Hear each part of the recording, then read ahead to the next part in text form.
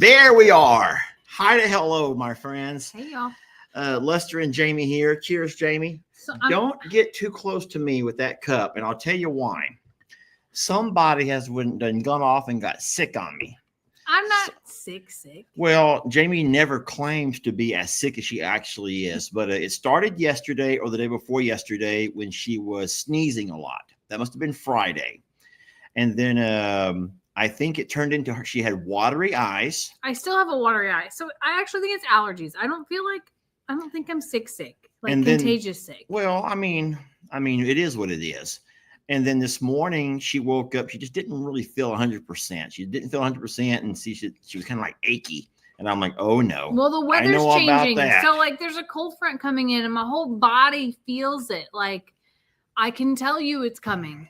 In fact, that was the indicator. And then I looked at the weather. So I'm fine. I'm totally fine. Well, you know what's funny about that is that even poor Tina, our ostrich, is letting us know we got weather coming in because everyone knows that she has a little bit of arthritis in her knee, both of her knees, but one more than the other. And every year during the winter, she really starts hobbling around. Well, I noticed it in Voodoo today as well. Like he's moving slow and, just all of us old folks over here, I can feel it. Like there's some cold creeping in. That's what I'll say. Well, I spent 3 hours in the truck today driving. So my aches and pains are not from the cold weather coming in. It's just from sitting for so long, just sitting and just driving and driving. But that's my Sundays for you. Anywho's, we're happy to have y'all joining us. I want to rewind the video where we first started. I was just going to ask you because I think I saw somebody in there and I think it's that guy. Is that the guy you called Eric? Okay, so yes. Let me tell a little bit of the backstory, and I know that I'm not going to embarrass he or his wife, but I was. This is Jeff. This is not Eric. This is Jeff. And let me tell you all the story. Let me go ahead and remove that. I feel so embarrassed, but his sweet wife messaged me about a week ago and said that she feels weird reaching out, and all this kind of stuff. She's not asking for anything, but she just wanted to talk and let us know what's going on with her wonderful husband. And she told me, she wrote a lengthy paragraph that I was just intrigued, kept reading and reading. But her story, I think, is really similar to a lot of people in the fact that she has a husband who just adores her and has always supported her in every facet of life, right? Even when she found this weird obsession with watching these videos from this crazy man named Uncle Wetter and Jamie Cakes and all the gang. And she just starts watching these videos. And then at some point she noticed that her husband, because he's so loving and supportive, would have to sit there and listen to her every morning, talk about what's going on with Lester, what's going on with these darn babies, what's going on with, the whole crew over here. And she said that at some point, she could tell that he was just kind of like, it's not really his thing, but he loves her so much. And he enjoyed, the fact that she was finding a really happy place that he began to look over her shoulder. And sometimes she said that he would even end up watching the videos before she did so that he could tell her what was going to happen if she happened to miss it. And I thought that was so sweet that that kind of love and that kind of support from a partner, even when it's something that you're into and he's not, or vice versa. But then it gets kind of sad because she said that Jeff, that's the fella's name, came down with, he began to get kind of sick. And when they finally went in, it was, I guess, diagnosed with a very rare form of cancer, one that it was going to require immediate surgery. And it was just a really tough week for that sweet lady and her husband, because she said for the first time and for as long as she can remember, she no longer had him to support her. And in fact, she had to try to find a way to be the support system for him. So the morning that I was telling that story, I was on a live and I feel so embarrassed that I got his name wrong. And I was calling him Eric. I don't know why. Here's this powerful moment. And this heartfelt story, this lady reached out and was, thanking Lester. And Lester pulls Lester. Well, hold on. So towards the end of the live, okay, the dogs are barking. Towards the end of the live, I says, wait a minute. I don't think his name is Eric. I think his name is Jeff. And I'm saying, y'all, I couldn't go look it up because I'm on a live video and I'm using my phone, and you can't pause a live video to go look up stuff on your phone. So I says, just say your prayers for Eric and Jeff and let God will sort it all out. God will figure out who's who. Just say your prayers for every Eric and every Jeff that you know. And it was cute. For this guy's brain. I know. I'm losing it. I'm losing my marbles, like the lady said. But Dr. Baker said that. I'm losing my marbles. But the thing is, it was cute because I was reading the comments on that video later, and there were a lot of people. One lady says, go ahead and say your prayers for Eric. She says, my son's name is Eric, and he can use all the prayers he can get. So ended up where that fella's name was Jeff. We figured that out. And I really do feel for Jeff and guys like Jeff who have to put up with us because their partners find something they enjoy with a bunch of silly animals and a couple of silly caretakers of those animals. And then your poor husbands have to sit there and put up with all this stuff. And they probably get sick and tired of hearing you talk about Lester this and Jamie this and Lester this and Jamie this. That would be and like Ringo me asking you to watch like Katie Van Slythe.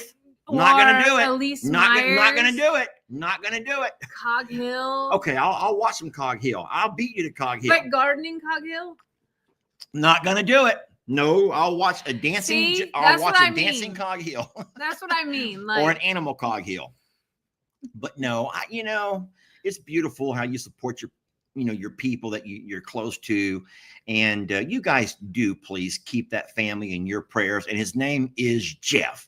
I got that straight. But if you want to pray for Eric too, then I promise you there's plenty of Erics out there that could use the prayers. Okay. All right. Oh my gosh. So Jamie, what's going on with you today? I know there was a big day over at the Morrow Hill. You want to talk about that? Or are you going to make us wait for the video? Well, I didn't make a video of today. Oh, you did not? No. Oh. I only made a video of yesterday in my preparation for today. So today was Carter's birthday party that I went to. I did not video that today. I did get to meet a horse today. I know. Paris? I did get to meet Paris today and Willow for the first time. I had not met Paris Willow. has been sick. How is it a he or she? She. It's a she. How is Paris feeling? We got to see her graze today for the first time. So that was a big improvement. And then I talked to Jake a little bit about like things to try as far like he's getting her meds is really hard. And I remember that with Dixie. So we talked through some of those things and she really is a very gentle horse. You should tell Jake to offer her a beer. I did not tell him. You should tell him to offer the horse a beer and do it on video and watch people be mean to him for a change. Oh, that's pretty mean. Now, I don't know, depending on what meds though, are all horses that are sick able to have a beer, or is that just certain things? I know that Dixie had colicky issues, right? Or tummy issues? Dixie had metabolic issues. And tumor issues. Boy, I've got that wrong so many times. I'm so sorry. No, Paris has a respiratory infection and has some worms, but she's on antibiotics, so she probably shouldn't have a beer till she's off those antibiotics. Oh, yeah. Okay. Just like humans, Not that a beer would hurt her or anything like that, but she's got enough going on with tummy, like antibiotics upset your tummy anyway, so she just needs to have as little variety as possible right now. Well, that's good. If she had the energy to get up and graze, that must be it. She did. Yeah, good. That was a really neat thing to be able to see. I got to see the baby today, so baby Jake, not any baby animals, baby Jake, and of course Carter and Cash, and then there were a ton of other kids there that I did not know from Laramie's side and Lou's side of the family. I have a really embarrassing story.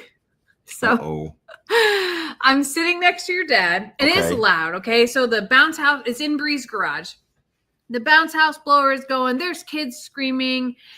There are 5 or 6 different groups of people talking and people are pulling up and it's normal Morrow Hill sounds, everything like this. And this gentleman comes up and he's standing next to your dad, but he's talking to me and he goes, how do y'all like your property? It's right on the river. Did it flood? And he knows like everything about our lives.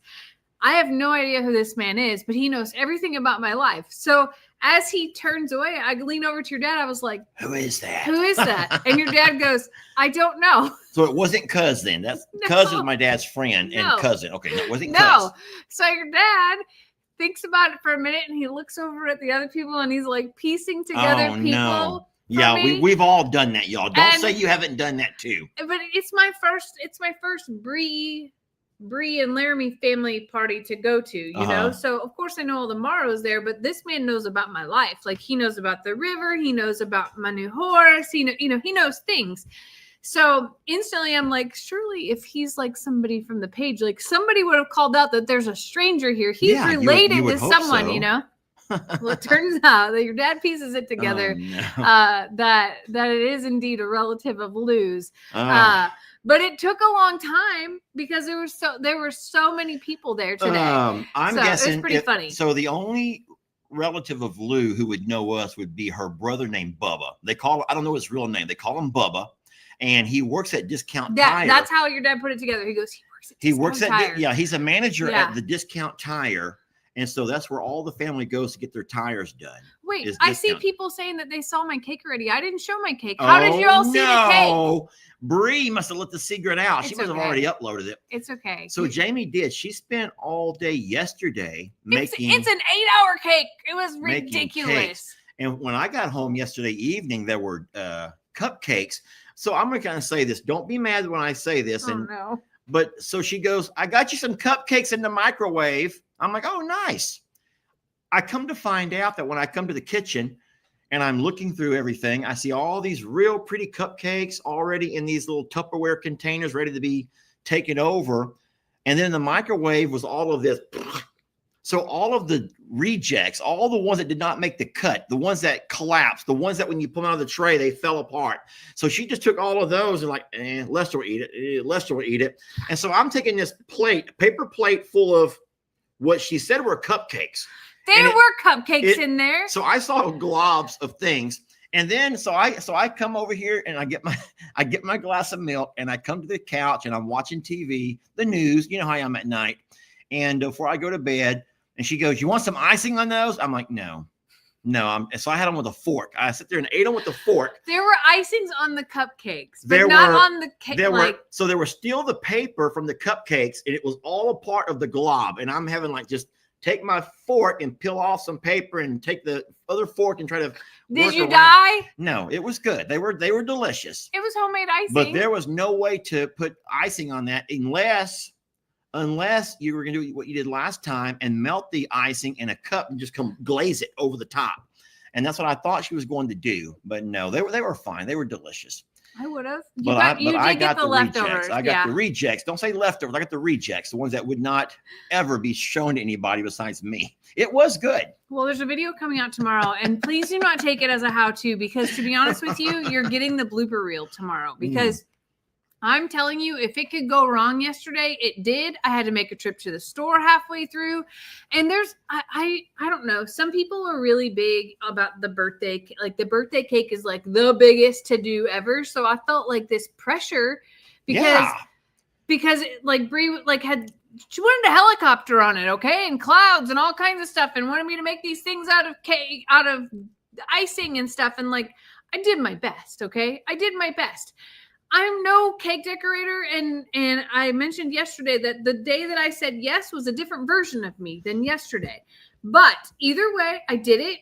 I ended up having fun, but the blooper reel that you will see tomorrow is he was laughing in the tub watching it, okay? This is something here. Denise used to make wedding cakes. We did that with the shavings. Thank you, Denise. I shaved the cakes. I had to level the cakes. And I would spend 8 hours on decorating those too. Yeah, so I got shavings then. Okay, Denise. Okay, they were good. They tasted the same. Listen, I used a saw, okay? And Lester got the sawed off part. So I guess that is normal then. So there are shavings off of things when you make it. But it was a beautiful cake, and we had to be very careful throughout the night, make sure we didn't touch it and the dogs didn't get to it.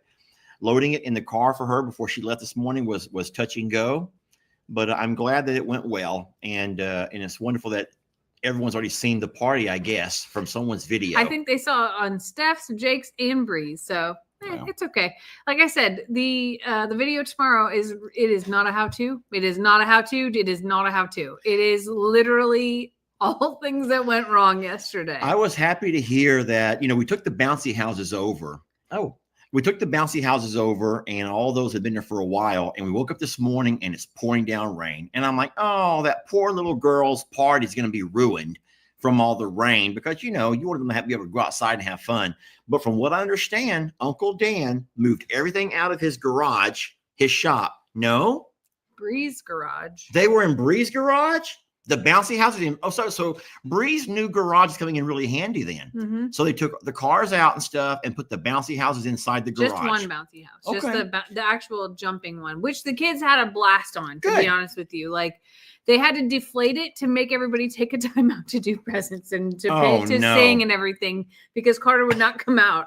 I'm not kidding. Well, that was a great investment then, because that thing it's made 3 different events. Yeah. And we've had it for a month. Yeah. It made the prom over here. It made Tina and Rob's when they had their party for the granddaughter, Coda had her birthday at Tina and Rob's. And then now it's gone over to Breeze for Cash or Carter. Lester Eugene Morrow. Yes. Jr. Anywho, well, that's wonderful. And I'm hoping that they had a great time. I was not able to go, but I will make it. Everybody wanted to know where I you will were. make it up to Carter. I promise you. I love that little girl. So it was a good time. And Bree had pizza, which was, I haven't had pizza in so long. And I ate a piece of pizza today, and it was really good. It was really good. You didn't eat, did you? No. I just saw the look on your face of. Well, here's the thing, because Jamie was going to cook, and I said, I don't think we have time for you to cook right now, but I'm starving. And I was wondering, how is she not hungrier? And now to find out that she went to the party and probably had pizza and some of that cake. I did not have any cake. And so I'm sitting here sipping on a ice water, and I'm thinking, I told Jamie, I got off the road, from Lex after I've been in the car for so long. I says, hey, I need some chapstick. I said, my lips are just all chapped, but they're not. They're just dehydrated from having nothing to eat or drink all darn day. Anyway, I'm fine. It's his own fault. I promise you I'll be not okay. Stopping. Did you stop and get Lex something? No, I did not. But with all the storage places on my body, I'll be fine until the live is over. And maybe we can eat and watch some Yellowstone together. How about that? Deal. That'll be fun. Deal. I am going to fill up my water. I'll be right back while you keep everyone entertained. Talk about Rita. Just talk about Rita. That's fun. There's a lot going on with Rita. And I know that people are expecting these grandois things. And we talked a little bit yesterday about, I'm not going to do a lot of videos of that training. I know that Lester is showing some pictures and clips like that. But today I really wanted to I want to go back to basics with Rita, because while, yes, we can work on saddle and reins and all of those things, Rita's number one thing really is about personal space. That in commands and just general respect of human beings. So those are the things that we're taking a step back towards, and they're going to be very basic things, and realizing that Rita's body is growing faster than her brain is, almost like, I hate to use this term, like a middle schooler. In middle school, most kids, I was one of them, thought that I knew everything and that I'm grown up. I can handle it all. It's all fine. When in reality, everything is just going wild. And for Rita, there are parts of her body that are growing faster physically, and that other things aren't fully connecting the dots for you. Yeah. Either. So like the guy at the feed store told me, he watches the videos and he says, just don't be fooled, because he saw comments of people saying she's old enough to get on her. He goes, don't be fooled by her size. She may be stand as tall as your other horses, but she's not mentally. You got to make sure she's mentally mature. Even though she may already be physically mature, do not rush her. Make sure she's mentally mature. And then another lady, I wish I could remember the names of these people. They deserve credit. But she messaged in the comments and said that she wasn't being critical. And I love what she said here. She says, Lester, I'm not being critical, But something that I've learned and that you might want to pay attention to is that horses, like humans, or they have left and right brained. You know how we always, hey, he's left brain, he's right brained, or whatever. She said that, and I may get this all twisted. I think that what she said was try to lead from the left side, because the left side of a horse's brain is the analytical side, the problem solving, the processing, all of those things. However, the right side of a horse's brain is more of the flight or fight side. And so when you lead your horse, wherever you're going from pasture to pasture or wherever, try to lead from the left side so as Rita can process things. So these are things that I'm learning through the little videos or the pictures or whatever. And like Jamie said, we're not going to rush, guys. And as much as people would probably love to see, the finished product, that a quality product takes time. It's like, you want to do what's right and just take it in a process, step by step by step, very methodical, and just let one thing build to the next and then build to the next. And so space, the command of whoa, the ability to go in a gate without her crowding a gate, like all of those things are to horses giant, but to us is like so minimal. They should get it, they should understand it, but it actually takes training for her to know that when a human walks through a gate, until you're led through or called through, you actually don't go near the gate. The gate is off limits. So like there are so many things that are really giant for Rita that we have to simplify and do one thing at a time for her. So there's a lot of very intricate things that aren't going to be captured in one day or one setting, and are going to take a lot of repetition as well. And then to be able to replicate at other gates. So if you remember, Rita plows through gates. Rita knows no gate or no fence because she wants to go where Rita wants to go. And she's a wild child and we love her. And she's somewhere between 2 and 3 years old, and she's big for 2 and 3. She's going to be a really big horse. So all of these things are like very tiny in our brains. It's very tiny, but in Rita's brain, they're very big, and there's a lot of other influence around her that can impact all of those things. And we have to simplify it enough so that we're focusing on those tasks. So when she is, taking in everything else around her, goats running by and all of the other things, that she can still remember so much about. The number one thing is don't crowd the gate. Don't run over my mom and dad. Those things. Don't spin my butt around every single time that a human walks by, and that type of thing. So we have a lot of very basic things to dial back, and honestly, they're not video. That's not video things because you're working with the horse one-on-one. Yeah. So no, I think that today was a really special day. We only spent, I would say, about 30 minutes total, but we didn't put a saddle on her. We did not even lunge her. We just said, you know what, let's back up a little bit and get back to the basics, because even though we had learned and seen a lot of things were modeled to us, what we could do with her, we're going to back up even further back. And like Jamie said, spacing and manners and basic commands, vocal commands. Sheesh, Jamie. And then also we took her inside the shop, which was pretty powerful. There were also dogs out and about. And so we did not want to overstimulate her, but kind of in a semi-controlled environment, but learning to walk on the different floors, stepping up onto the concrete, walking through the rocks, back to the grass, just different things that there's so much, Jamie. There's just many days we'll work on loading and unloading in a trailer. And Rita has done those things, but she's doing them following another horse. She only follows. She's never learned to do it by herself. So we have a lot, we have a lot to work on, and it really we really have to simplify it, and it's going to take a lot of time. Yeah.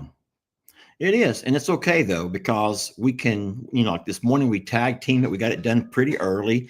I know some mornings you're, you have to work or you're traveling, whatever, but the routine that we're putting in place, we're going to devote at least 30 minutes to the training part of our morning to Rita. But don't think that that's all that happens, because throughout the day as well, when we go out to the pastures, there's like the big lesson, like the big, training session. Because keep in mind that her attention span is also that of a 2-year-old. But then repetition throughout the day of going out there. I walk through the gate and I make her step back, and I don't want her to crowd the gate or to no more petting around the gate. Like there's a lot of things that have to, be both of us in consistency. So we're communicating a lot and interacting quite a bit. And, I think that she's doing really well. Yeah, I'm really happy. I love her. One thing that I didn't tell you this, when we pull her out on a rope halter to the courtyard, I'll call it, and the other horses are still there at the fence, she's doing very good in the respecting of the lead rope. She's not trying to run away from us or that type of thing. And I am loving how proud she feels to be the one in the courtyard. I don't know if you noticed that at all, that she will walk taller and sort of look over her shoulder of like, look what I get to do, instead of like. Well, and today was the first day that we had her into the courtyard with the other horses out in the pasture. Yeah. And of course, they're all making their noises and they're even walking along the fence. They're jealous of her. Yes. And Rita knew that. And you can say that horses are not jealous or whatever. I would beg to differ. Now, I'm not a horse and I don't know how horses think, but I'll tell you what, I know women. Okay. And I know women. Okay. And I can see a look that girls give to other girls when they feel a little bit whatever. And I watched Rita give that same look, like, look at me. Look who's getting the loving today, girls. She may not have been saying that, but I saw the look that she was giving the other girls. Now, listen, Voodoo and Bucky's don't give a darn. Those two guys are too Twilly D and Twilly Dumb. They're like Twilly D and Twilly Dumb. They're like two chums, let's go, man. Let's go down to the road. Let's go see what's going down the driveway. Come on, Bucky's. I'm coming, Lou. And they're doing whatever they're doing. They don't give a darn. These guys are some goofballs, just big doofuses, both of them. But not the girls. The girls, being Prim and Stormy, were like, what are they doing, Rita? Why they got Rita out? And they're like running around along the fence like, what's he doing with Rita? How come he ain't working with us? And so Rita was loving that. She did. Like you said, she carried herself a little bit more happy, and she was just like really loving life. But there are a lot of people that want to mark this moment right now that Lester says that he knows women. let's just go with that. Okay. I didn't say that. You did say that, actually. Okay. Anywho, I know men, and I saw Twilly D and Twilly Dumb going off down to the driveway. Didn't know what the heck was going on. They were both like, let's go throw the football. Like it's like that,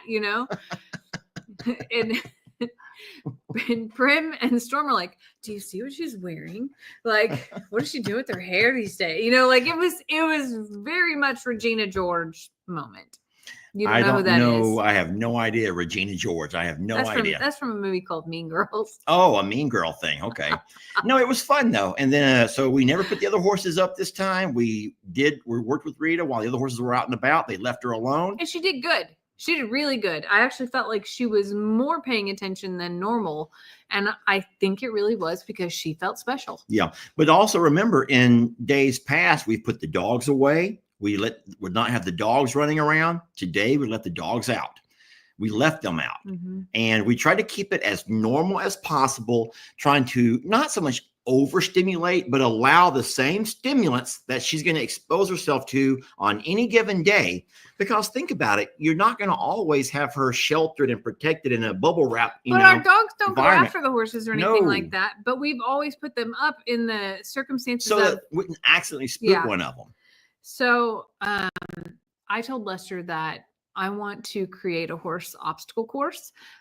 She did. From a training space, because we have a lot of the parts already here, and it's not expensive, but it is really important for them to be able to.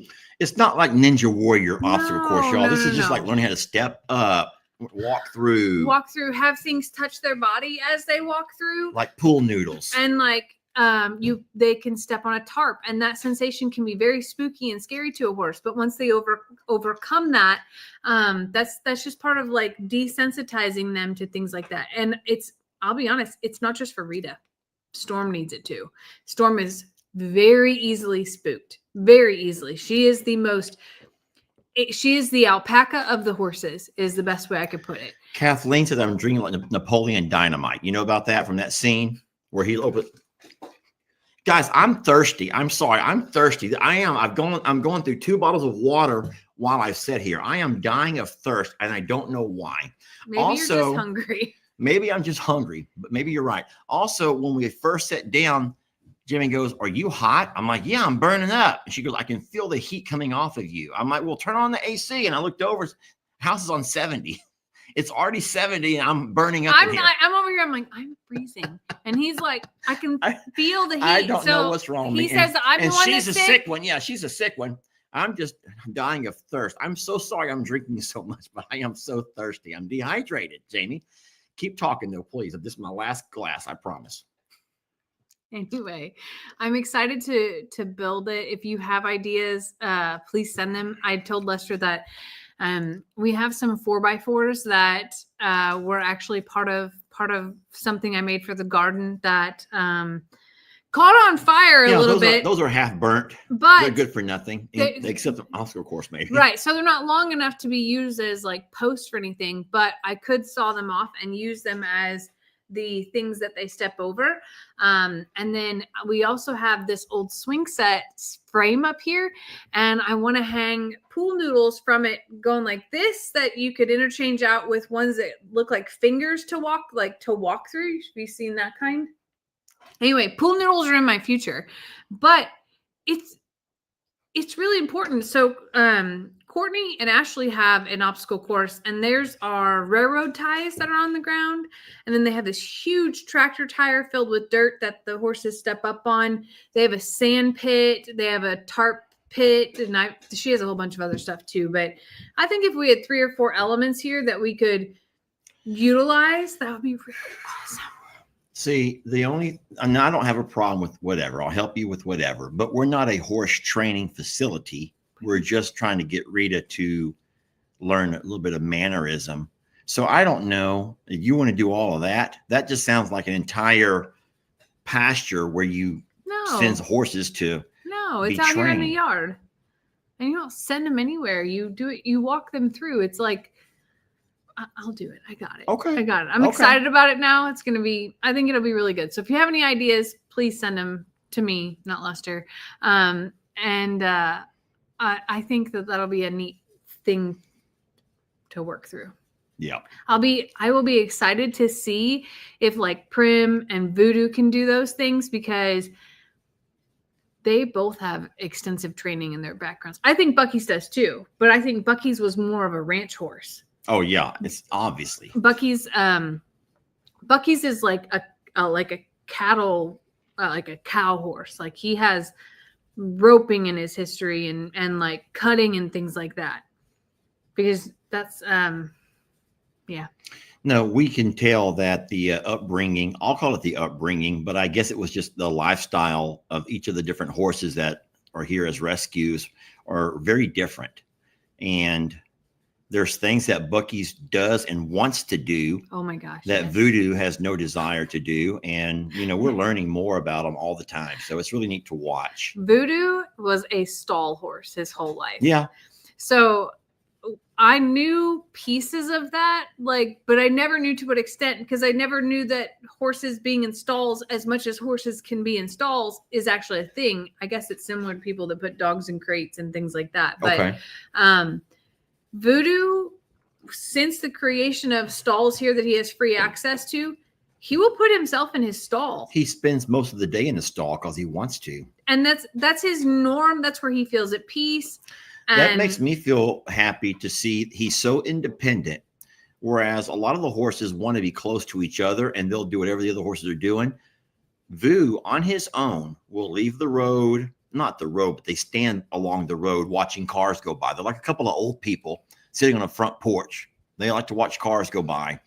But I think that they like the attention. People drive by and look at them and probably give them snacks. But the thing is, sometimes Vu on his own will just like turn around and start walking back up to the barn, go inside the stall, go in front of the fan, and just hang out. Yeah. And completely happy there. Yep. And Storm obviously is a seahorse of some sort. Like she swam today. It was cold this morning and she swam today. Like that girl is going to find a way to be in water. Yeah, she needs a pond. But Bucky's and his cow, like his knowledge about cattle, and it started when we were trying to load Tex. Gracie. It was Gracie. Yeah. And he literally. Well, wait, no, it was Tex. It was Tex, but we used Dixie and Bucky's. Yes, that was Tex. That was before Gracie. Yes. We got Tex over here. It was a year later when we tried to get all the Longhorns back. We could not load Gracie, so we had to use Bucky's. But what I'm saying is that Bucky's was doing it on his own. On his own, yes, he wanted to help. And we're like looking at him, going, "Do you know what you're doing?" And he did. Now Dixie, poor Dixie. Dixie had no idea what we were doing.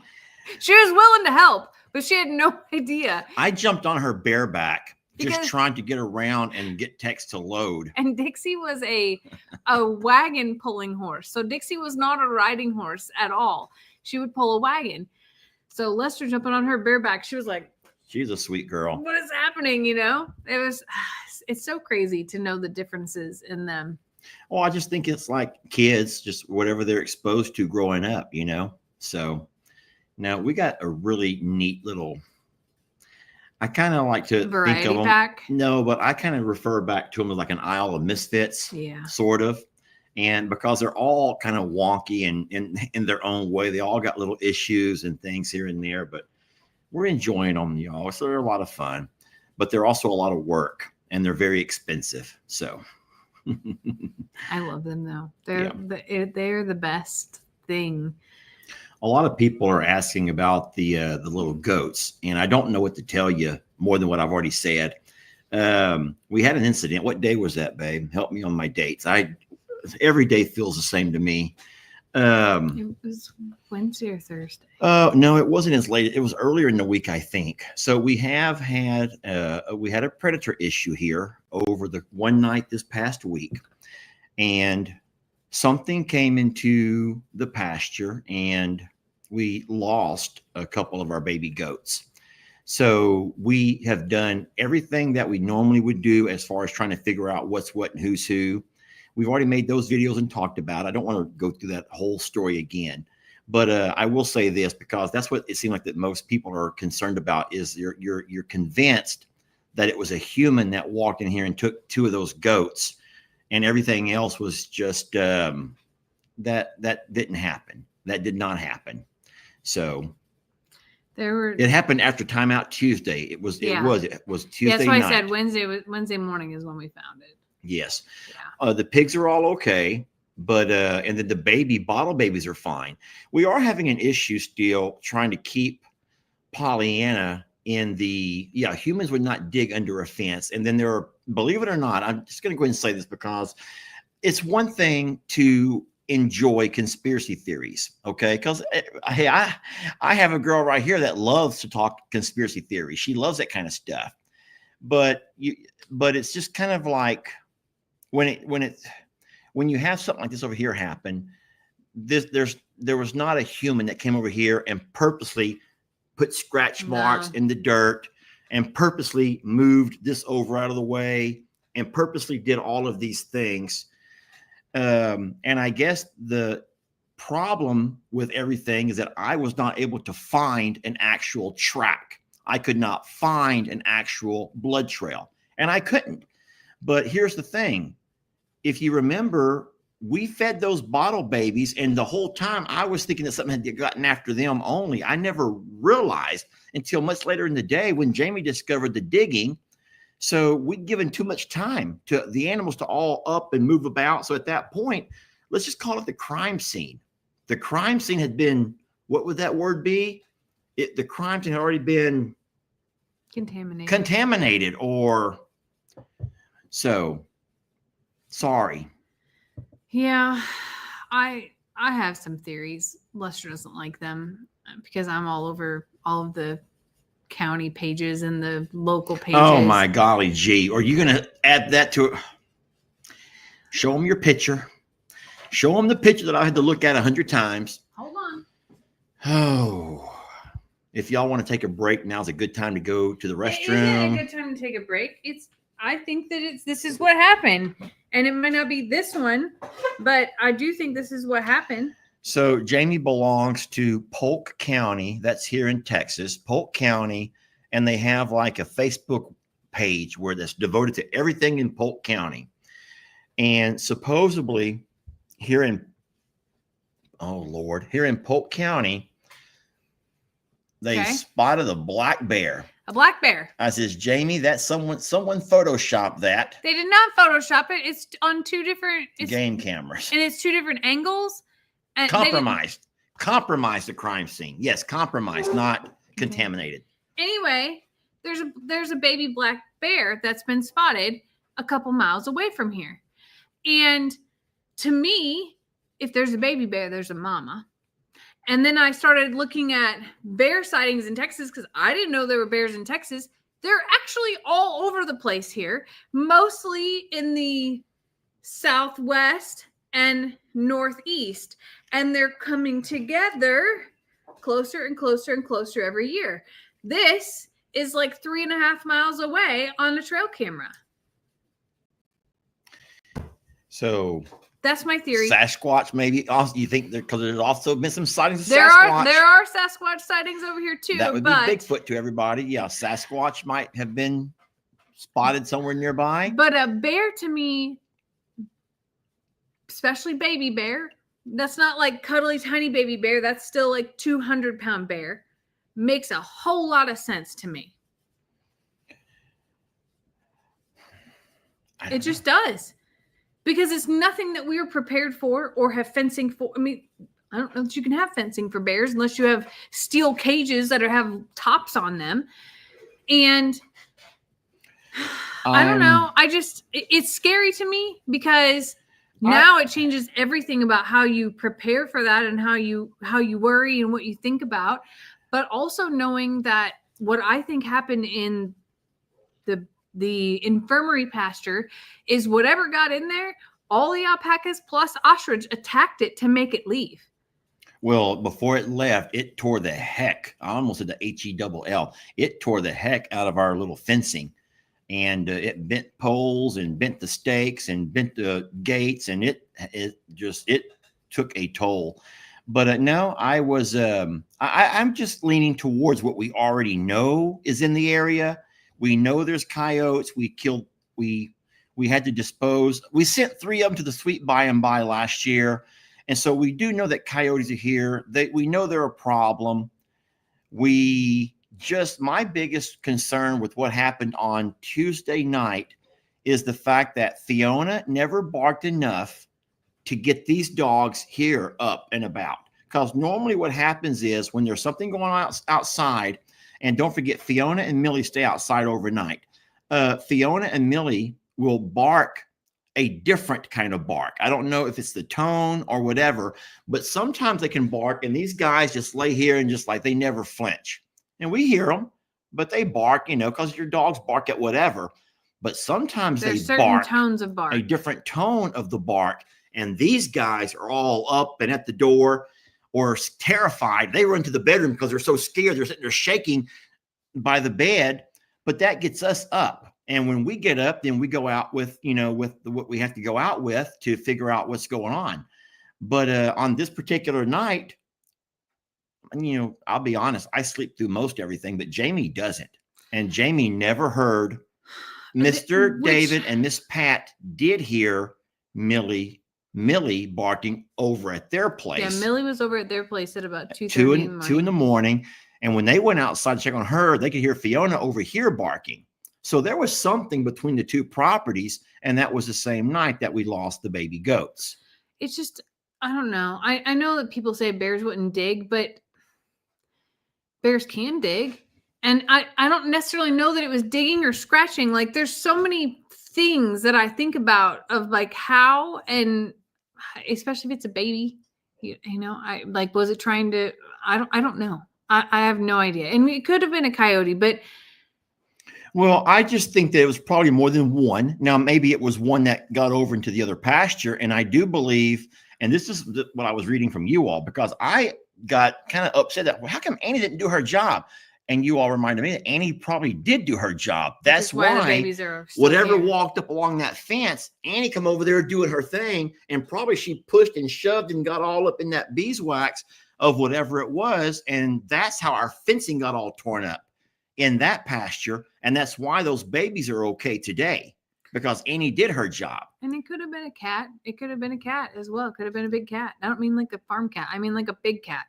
I don't know. All I know is that our cameras don't pick up that far of motion. Like they will capture things if the motion senses it in close enough. And plus, the side-by-side was parked in a horrible place. We have not parked the side-by-side there again because it did block that. It blocked the entire view. So, friends, I don't know what to tell you. I know we've had questions all week long about that. I'll just say what we said so many times, it feels like, through the years, and I hate saying it. It sounds like we're some kind of a death camp or something. But, you know, you sometimes lose babies, and you lose them to, we've always said, the parasites, predators, and what's the other one we lose them to? Age. Well, disease. Yeah. You know, there's things that you lose babies to, and you don't like it. You try to do the best that you can.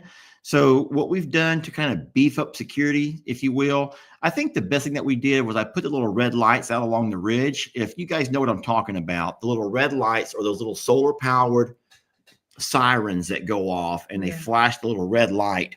I have at the JL property. Accidents, parasites, accidents. Yeah. And predators. So we got the little red light. So hopefully something comes up from the river, then those red lights will blink and make the sounds, and will hopefully spook off whatever it is. But our dogs are normally really good, but I don't know. But Ritzy's outside losing her mind right now. I can hear Ritzy out there barking now. But the thing is, a lot of people are saying you should get more of those livestock guardian dogs, like the Sadie type, to live in the pasture. But Annie would never allow that. The alpacas would never allow a dog to live in there with them. Neither would our donkeys, really. Neither would the donkeys. So you would be really putting your dogs at risk by having a dog to live with the goats. I have to go let Ritzy and she's driving me nuts. So all I can do is just apologize to you from the bottom of my heart. You know, we love these babies. Ritzy, get in here. You do. You know, you. Well, they weren't bottle-fed babies. Neither one of those were bottle-fed babies, but you do love them and you take care of them. You feed them, and you know, I feel bad for Roxy, their mom, because she was the one that was just beside herself. So whatever she watched and had to witness that night was who I feel horrible for. But I give you my apologies, and you know, we have to take ownership. We're the ones. We're in the arena here, so we have to take ownership for the wins and the losses. And this was a horrible loss for us, and I'm just so very sorry. But I am glad that Annie and friends did do their job. Yeah. I was just so caught off guard why Trudy and her friends didn't do theirs, because they've normally been really, really good. Pig Newton and Trudy are just wonderful protectors of those goats and stuff. So I don't know, y'all. I'm as puzzled as you are. Well, change the subject, Jamie. Figure out what we can talk about next while I get me some more water. That's their. Yes, I don't know what's wrong with me. So tomorrow you got a video about your cake disaster. How did everyone like the cake? Did you see anyone actually eat it? There was only one tiny triangle left. Oh, so everyone ate the cake and you didn't see anyone like. I will be honest with you. So like I'm really like. Oh no. What are you embarrassed for? You're hiding your face. I'm always embarrassed for like to see people like eat something that I've cooked, especially people I don't know. that don't know that I did it. So like during that moment, I snuck away to go play with horses. So you were afraid of what I was there for the singing. This cake sure is dry. No joke. I was there for the Walmart. This thing is horrible. I was there for the singing, and then I slid away to go meet Paris and Willow during that time because I didn't want to face it. Here's what I want to know. Isn't that horrible? This is not cake related. This is going back to Paris. But why did Jake not take his horse to our vet? Because if Dr. Cochran or any of those other sweet ladies find out that Jake went to a different vet, cheated on him. I think Jake cheated on him. It was cheated on him. It was a Vets Friday, are like that. It was a Friday afternoon. I have a feeling there weren't any appointments. Oh, okay. Yeah, that is true. Big Thicket is a very busy place. It's hard to get an appointment there. You can't just call in and show up. Now they'll sometimes squeeze us in because we're special, but we know how busy that place is. Always packed, and they have more staff there now. But still, on a Friday afternoon, that probably would have been difficult. That's all I think it was, to be honest. I'm just glad that he took her because she was sick. Yeah. She really is sweet, though. And she has almost like her color in person is different than her color in pictures. How big is she compared to Breeze horses? She's about, I don't know about compared to Breeze horse. She's about the size of Storm.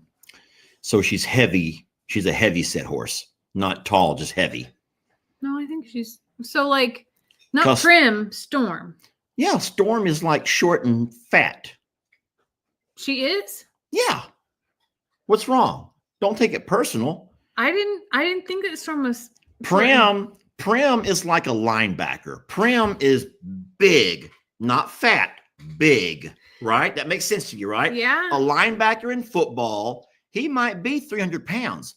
But it's 300 solid pounds. I don't mean big old gut just flapping over his belt. I mean big. And Prim, to me, is just solid. She's a big horse, a big girl, but it's not flabby big. Whereas Storm, no offense to the Storm people who love Storm, but she's short and squatty. I don't think she's short and squatty. You do? She is short and squatty. I don't mean it in a mean way. She's taller than Bucky's. I was gonna say that Paris was about the size of Bucky's, but she's actually taller than Bucky's. So she's a pretty good size horse then. Yeah. Okay. She's a quarter horse. Where is Christmas? Well, I saw her behind me a minute ago. She was back here catching flies. Literally, she was just back there like she was like having a moment back here. So we actually have something that I don't know if we were gifted it or if you bought it, but it's a measuring device that you can actually measure your horses. Yeah. That tell you how many hands. So if you don't know this, horses don't go by how many feet tall the way you would think. They go by how many hands. And I don't think it's like these kind of hands. It's this kind of hand right here. It's here to here. It's 4 inches. A hand is 4 inches. A hand is 4 inches.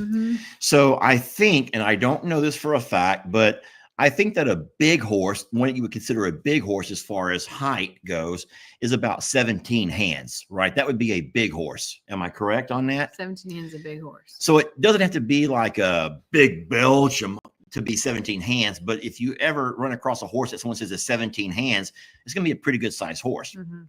But do we have any horses 17 hands? We don't, do we? No. So how tall is Vu? Do you have any idea? I don't. This may be a fun video if you haven't already done that. I did measure, but I don't remember how tall he was. I thought he was like 15.6, something like that, 15.3. So less than 16 hands then. I think so. I'll have to do it again. We did it at the sanctuary. So, well, we have that tool here, and I would like to do it and see how it measures up to Prim. Now, it doesn't give us a weight, obviously, but it does tell you how many hands high they are. Prim has the widest feet. So Voodoo has wide feet. Prim and Voodoo are pretty similar in size wise, but Prim is actually has more broad shoulders and thicker legs. Well, the guy that brought her swore that she had a lot of draft. I don't know what that really means, but she had a draft look to her. Yeah. So well, her head's giant.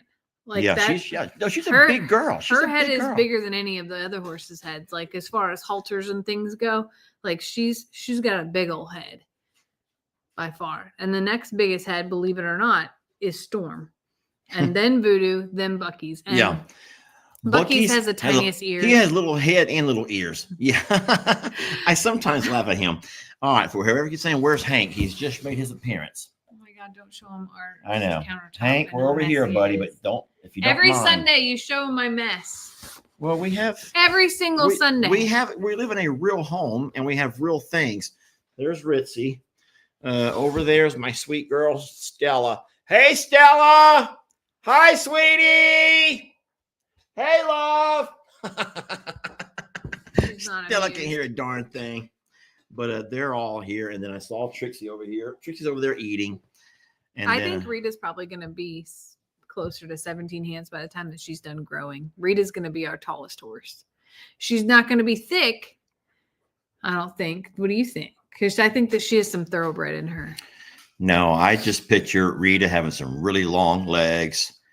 I don't know how you identify and name horses like thoroughbred, or I have no idea all that stuff. But I do think that Rita's going to be a tall horse with really long legs. Rita's a racehorse. Thin body. I'm telling you. Oh, Lord. But she's hot-blooded, and I think that she has some Arabian in her. She's a firecracker. I'll say that. She's a firecracker, but I'll also say that she's my favorite. I love that girl, and she loves me. Say what you want to, but I can read it. I can see it in her eyes. And even when she bites me, I can know it's just love. It's just love. She just doesn't know how to show her love. So sometimes it may be a bite or something, but she loves her some Wetter. I think she likes to make you scream. So can you do a DNA test of horses to find out what their blood type? Like, yeah, I don't know. So I bought this earlier this year. I bought 4 things to be able to do for DNA test. And I downloaded all the forms and was ready to do it. I actually cut their hair to be able to do it. And then when I went to go upload the information and like prepare to send it in, it told me that I had to pull 40 pieces of hair by the root out. Oh, no, don't do that. No. So I was like, we don't even care that much. That's exactly what I paid for it and everything, but I'm not ripping 40 pieces of hair out at the root. That's crazy. With our ostriches, we just took a little bit of blood. One little sample of blood is all it took to tell us if they were male or now that was for sexing. It may not be the same. When Cochran comes this week, because I probably didn't tell anybody that yet. Dr. Cochran's coming this week. Yay, Dr. Cochran will be here. When Dr. Cochran comes this week, I will ask her about DNA tests if there's one that we can do that's blood, because I would rather do that 100 times than to rip any. Like, I just thought that was so brutal. Like, I would have got down with a piece. Yeah, a piece or 2. I can do that to myself. It just pinches a little bit, but no way on earth you get 40 pieces of hair by the root. That's horrible. That can draw blood. Yeah. No thanks. So anyway, that's where I'm at. Okay. Friends, listen, unless Jamie has something else going on, we are at our hour. And we also need to go watch us some Yellowstone. And I really hate to say this, but I really have to eat. I really do feel weak. This is the truth. He's down to his last couple swallows of water. Something's wrong with me. I'm telling you right now, something is wrong with me. And he's terrified that he's going to run out. And he doesn't want to be embarrassed by going to get another bottle of water. Listen, he's hangry. I feel weak. Like I feel dehydrated, and I think I need to go sit down and eat something. And I'm so sorry, but a guy my size has to eat. And maybe it's my blood sugar's low. Maybe my blood sugar's low. But I really do want to hang out with you. You can keep talking if you want to. No, it's okay. We actually have not sat down together since coffee this morning because I went my way, he went his, and we had just stuff to do. So we're going to hang out and watch Yellowstone. I'm going to cook some dinner, and we're going to catch you tomorrow. That sounds so good. Dinner. Oh, I thought you meant Yellowstone. Yes, Yellowstone and dinner. But I want to remind you guys, if you have a chance to say a little prayer for that sweet fella over there, Jeff or Eric, whatever, just say a prayer for this fella and for his family, for what he's going through. And I know there's a lot of people who have similar things going on. It was just a really touching message that I got from his wife, and I just feel horrible for anybody going through stuff like that, you know. But her story just touched me in a weird way, because I do know how it feels when you depend on somebody and then they're not there to be, you know, when and you have to kind of, your whole life has to shift and change. And I know you guys have to feel that, especially some of the folks who talk about people they've lost in their life and how you have to kind of revamp yourself, and you lose a partner, someone you've been with for years sometimes, and then you got to have a reset. You got to have a reset button somewhere. And so luckily, you know, Jeff is still with us and everything's going to be fine. I'm sure of it. But even going through the process of having a sick loved one and having to figure out how all that's going to work out must be just so darn scary. So fully agree. But thank you all for watching, and thank you all for keeping us in your thoughts and this family in your thoughts. Everything's going to be fine. I can't wait for Jamie's cake video. I didn't saw a snippet of it, and it's hilarious. It's going to be a good week, y'all. Thanks so much for taking the time to hang out with us tonight, giving us the greatest gift of all, which is your time, by allowing us into your homes and phones. I know Lester will be live every day, but I'll see y'all on Tuesday. Happy Yellowstone.